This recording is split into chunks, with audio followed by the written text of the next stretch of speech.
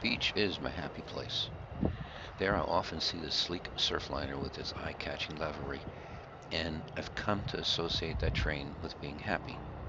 So when I saw the KATO N-scale Surfliner 4-unit set at my local train shop, I had to have it, even though I don't have a railroad to run it on. The sharp molded-in details and crisp graphics made it look so real I could almost hear the waves crashing on the beach and smell the salt in the air. So I went right back to the train shop and I purchased a 4-car add-on set.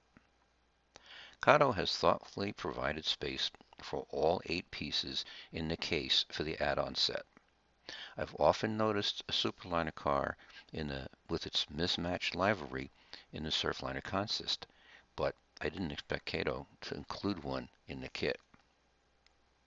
I thought it odd that the wheel trucks on one of the Surfliner cars is black instead of silver.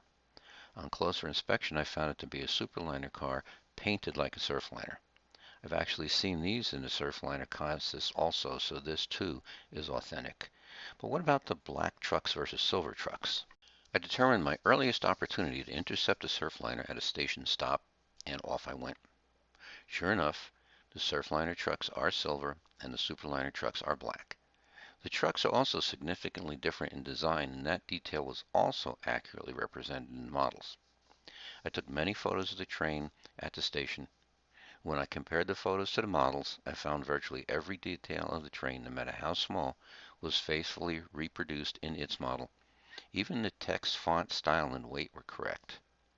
The Surfliner operates as a push-pull. The coach baggage car contains a cab from which to run the locomotive when it's pushing the train.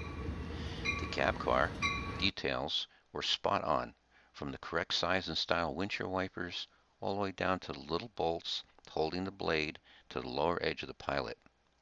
I think the darker color of the pilot on the real train may be due to dirt and rust. However, I did notice 2 differences which are relatively insignificant. The cars have orange DTL boxes, which is wireless digital train line, and they look like they were added on. Also, the electrical connector cover boxes are color-coded, and some of the paint is peeling off. Perhaps these were Amtrak in-service changes, and so they were not represented in the model.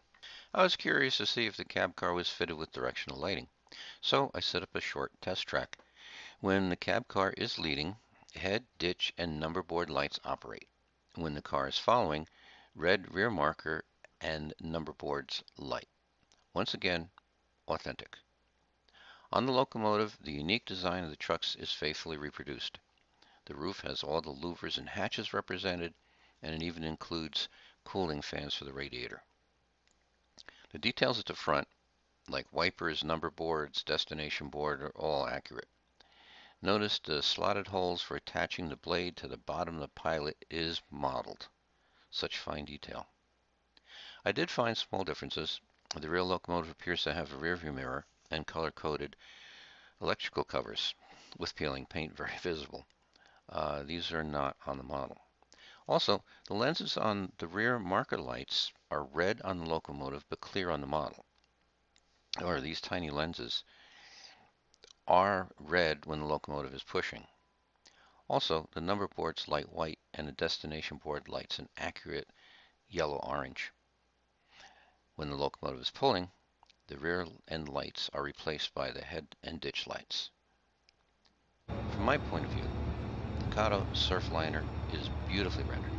It's a masterpiece of craftsmanship and authenticity, and I'm glad I was able to acquire one of my own.